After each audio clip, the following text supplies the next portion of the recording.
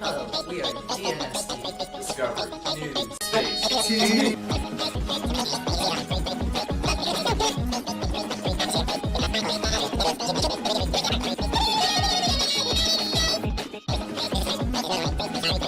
To you, Brave, reporting with an important report with the entrance into space, the final frontier. Hello, I'm Vivii, and on October 4th, 1957, the Russians launched Sputnik. Question, what's Sputnik? Well, Sputnik was the first satellite ever launched into space. What was ironic about Sputnik is that it looked like a meatball with spaghetti strands. While setting the pace for the space race, it also made the Russians feel superior over the US because the Russians could possibly send nukes from space. And it gave the US a feeling of anxiety because they didn't know what the Soviets were doing up there. To Joey, reporting with a very important update on the space race. On July of 1969, the Apollo 11 landed on the moon. Inside the Apollo 11 carried Neil Armstrong, Buzz Aldrin, and Michael Collins. Many people remember Neil Armstrong and Buzz Aldrin from the Apollo 11 because they were the ones that walked on the moon. But actually, the most important one was Michael Collins because he was the one controlling the Apollo 11 while they were walking on the moon and making their mark.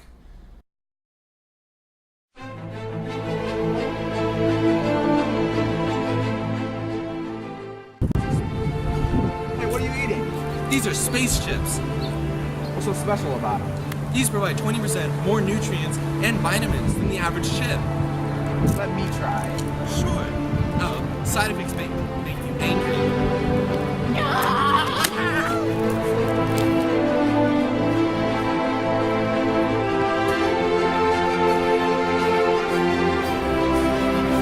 How'd you do that? Space chips. Whoa. To Dylan on the coverage on the Challenger. Today is January 28th, 1986, and the time is 11:39, and the Challenger has just launched. On the flight is Francis S., Michael S., Ronald M., Elston O., Judith R., Greg J., and Krista M. This is a very important mission because unfortunately the Challenger did explode in takeoff because of an O-ring leakage in the fuel tank. And also, Krista M. was the very first teacher to go into space. But unfortunately, everybody on the Challenger did die. To Joey with an important update on the International Space Station. On May 29th of 2014, a mission from Kazakhstan left and made its way to the ISS. On this mission carried U.S. Steve S. and from Russia, Alexander S. and Gleg Egg. This trip took 6 hours to make.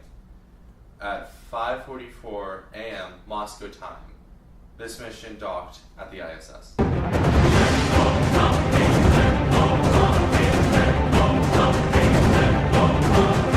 So how's your day going, Joey? Okay. How about you, Brett? Pretty good. Have you heard any recent updates on space? Actually, I have, considering I'm from the future. 2 billion years from now, the Milky Way galaxy and the galaxy closest to it are going to collide and make it like a huge explosion, nothing left. Wait, but won't the sun burn out before then? True, the sun will have burned out, so most of the other planets in the Milky Way galaxy will already lose most of its life source. So the remains of the Milky Way will collide with the other galaxy and everything will be shown. Showing everything it's about.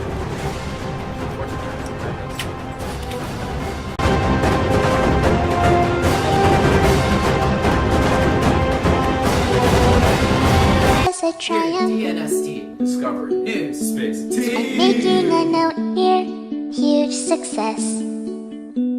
It's hard to overstate my satisfaction. Aperture science, we do what we must because we can.